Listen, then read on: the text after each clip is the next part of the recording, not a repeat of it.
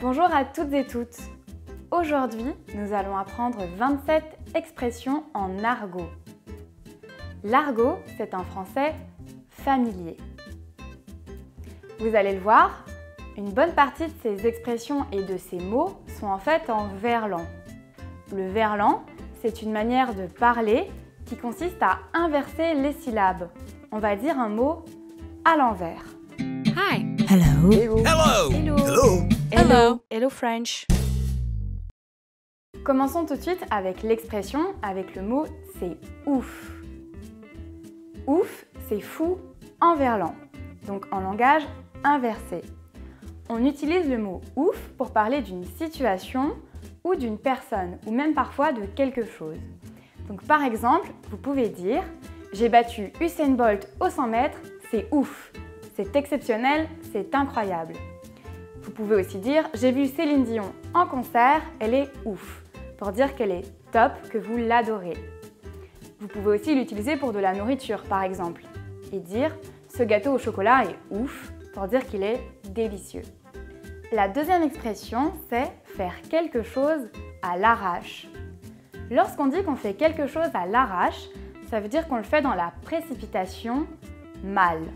Donc par exemple, vous pouvez dire « J'ai fait mon devoir de français à l'arrache », pour dire que vous l'avez fait à la dernière minute, pas très bien, que vous l'avez bâclé. Vous pouvez aussi dire « Je suis partie de chez moi sans ma veste, je suis partie à l'arrache ». Donc vous êtes parti en toute hâte, en précipitation. La troisième expression, c'est de la bouffe. De la bouffe, c'est tout simplement un mot familier pour parler de la nourriture ou d'un repas. Vous pouvez dire « On se fait une petite bouffe ce soir ?» pour dire « On dîne ensemble ce soir ». Vous pouvez aussi dire, par exemple, « Qu'est-ce que tu veux pour bouffer ?» pour dire « Quelle nourriture veux-tu » Donc le mot « bouffe » se décline en le verbe « bouffer ». Donc vous pouvez dire « Je bouffe »,« Tu bouffes »,« Il bouffe » pour dire que quelqu'un ou que vous êtes en train de manger. La quatrième expression, c'est « avoir la dalle ». Lorsqu'on a la dalle, c'est qu'on a vraiment très faim. Vous pouvez par exemple dire « J'ai trop la dalle, je n'ai rien bouffé à midi » pour dire que vous n'avez pas eu le temps de manger ce midi et que vous êtes vraiment très affamé. Le cinquième mot est un verbe, c'est « chialer ». Chialer, ça veut tout simplement dire « pleurer ». Vous pouvez dire « Ce film est vraiment triste, j'ai chialé du début à la fin ». Vous n'avez pas arrêté de pleurer. Le mot suivant est le mot « chelou ».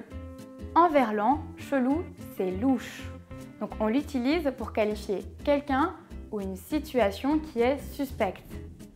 Par exemple, vous pouvez dire « Regarde ce garçon là-bas avec ses cheveux jusque par terre, il est vraiment chelou ». Par exemple, vous pouvez dire « Il mange ses sushis avec une cuillère, c'est vraiment chelou ». C'est vraiment bizarre, personne ne fait ça. Le mot suivant est le mot « relou ». On utilise ce mot pour qualifier quelqu'un ou une situation qui est embêtante. Donc un relou, ça va être quelqu'un de très très lourd. Donc par exemple, vous pouvez dire « Ce garçon m'envoie 10 messages par jour, il est vraiment relou ». Vous n'en pouvez plus de cette personne. Ou par exemple, si vous détestez cuisiner, vous pouvez dire « On va au restaurant, je n'ai pas envie de cuisiner, c'est relou ». Donc c'est vraiment que vous n'avez pas envie de faire cette tâche. Le mot suivant est le mot « beauf ». Un beauf, c'est une expression qu'on utilise pour qualifier un français pas très cultivé, pas très classe. Donc on l'utilise pour qualifier une personne. Généralement, cette personne aussi va être assez vulgaire, faire des blagues un peu gênantes. Donc par exemple, vous pouvez dire « Quel beauf, il porte des chaussettes dans ses sandales et mange constamment des chips devant la télévision. Il n'est donc pas très classe, pas très éduqué. » En réalité, le mot « beauf » vient du mot « beau-frère ». Donc ça va être le frère de votre femme ou de votre mari. En France, c'est un personnage qui n'est pas très apprécié, dont on se moque souvent. On va donc le caricaturer, exagérer ses traits ou ses défauts. Le mot suivant, c'est le mot « clope ». Une clope, c'est tout simplement une cigarette. Donc vous pouvez demander à quelqu'un « Tu n'as pas une clope ? J'ai envie de fumer ».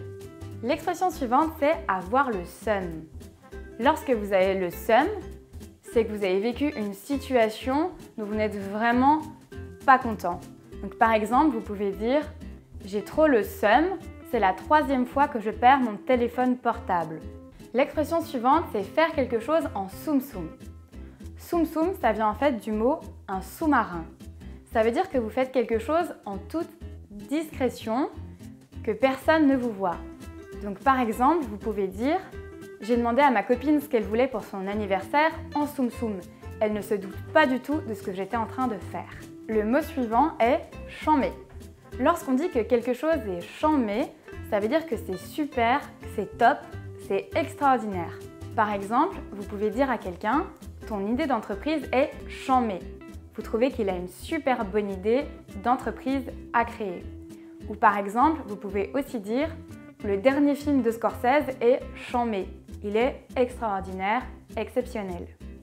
Le terme suivant est le mot « un mec ». Le mot « mec » est utilisé pour parler des garçons en général ou d'un petit copain. Donc par exemple, vous pouvez dire « Ce soir, je vais au resto avec mon mec » pour dire que vous allez au restaurant avec votre amoureux. Vous pouvez aussi dire « Regarde le mec là-bas, il est chelou » pour dire qu'un garçon au loin est un peu bizarre. De nombreux mots d'argot existent aussi pour qualifier un garçon. Par exemple, le type ou le cum. Cum, c'est d'ailleurs tout simplement le verlan de mec. Le mot suivant est le mot une meuf. Une meuf, c'est tout simplement le féminin d'un mec. Comme le mot mec, vous pouvez utiliser le mot meuf pour qualifier votre petite copine, votre amoureuse ou n'importe quelle fille. Donc vous pouvez dire « Ce soir, je vais au restaurant avec ma meuf » ou « Regarde la meuf là-bas, elle est très jolie ». Il existe de nombreux autres mots en argot pour parler d'une fille. Par exemple, vous pouvez aussi dire une go ou une zouze. L'expression d'argot suivante est « être saucé ». Littéralement, cela signifie qu'on vous a versé de la sauce dessus. En réalité, on l'utilise pour dire qu'on est très content d'une situation ou de quelque chose qui nous est arrivé. Par exemple, vous pouvez dire « Je suis trop saucé, j'ai eu 10 sur 10 à mon examen de français ». Vous avez très bien réussi, donc vous êtes très content. Le terme suivant est un blaze. Un blaze, c'est un surnom. C'est la manière dont les gens vous appellent. Donc par exemple, vous pouvez dire « Je m'appelle Jean, mais tout le monde m'appelle Jeannot. C'est mon blaze ». Donc c'est la manière dont ils vous surnomment. L'expression suivante, c'est « pécho ». Pécho en verlan, ça veut dire choper, attraper. Vous pouvez l'utiliser pour parler d'un objet. Donc vous voulez par exemple pécho la télécommande pour changer de chaîne. Mais dans le langage de tous les jours, il s'utilise aussi pour dire que vous avez embrassé quelqu'un. Par exemple, vous pouvez dire « Hier à la soirée, j'ai pécho Nathalie ». Ça veut dire que vous l'avez embrassée. Le mot suivant est un verbe. C'est le verbe « mater ». En réalité, le mot « mater » signifie soumettre quelqu'un, l'obliger à faire quelque chose.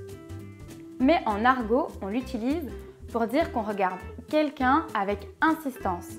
Par exemple, vous pouvez dire « Ce garçon n'arrête pas de mater toutes les filles qui passent, il les regarde avec insistance ».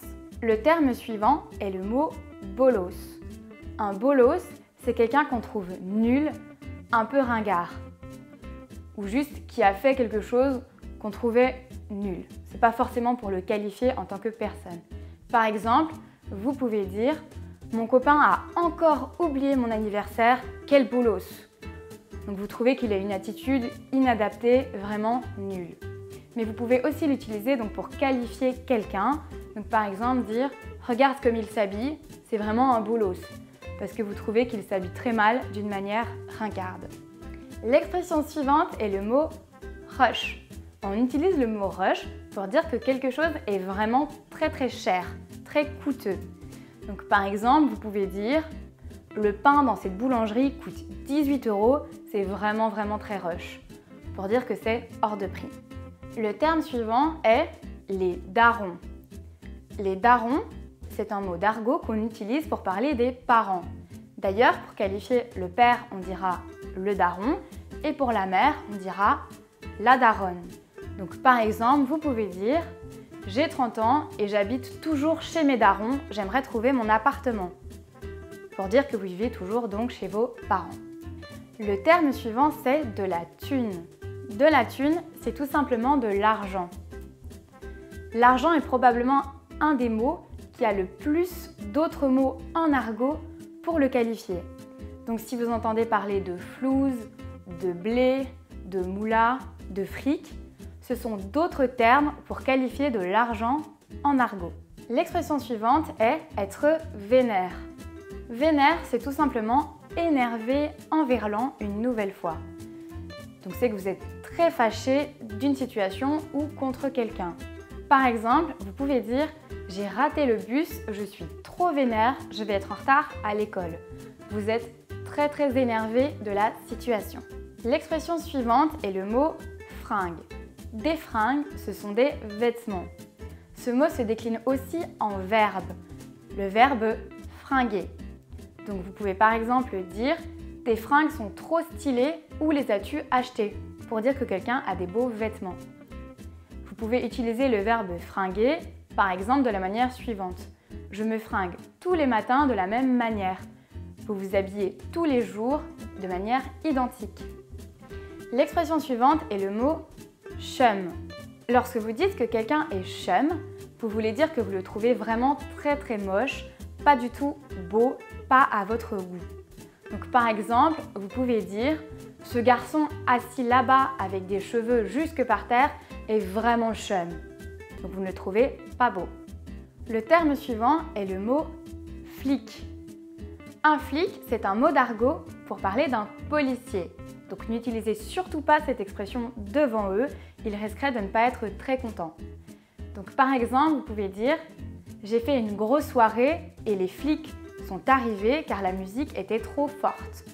Et enfin, le dernier mot que nous allons voir aujourd'hui est le terme « Paname ». Si un Français vous parle de Paname ou vous parle de monter à Paname, il parle tout simplement d'aller à Paris. Merci d'avoir regardé cette vidéo, j'espère qu'elle vous a plu. N'hésitez pas à nous mettre en commentaire les mots d'argot que vous ne comprenez pas et que vous aimeriez apprendre. Si vous souhaitez voir d'autres vidéos, podcasts ou contenus, nous vous donnons rendez-vous sur www.hellofrench.com. À bientôt! Hi. Hello. Hello. Hello. Hello. Hello. Hello French.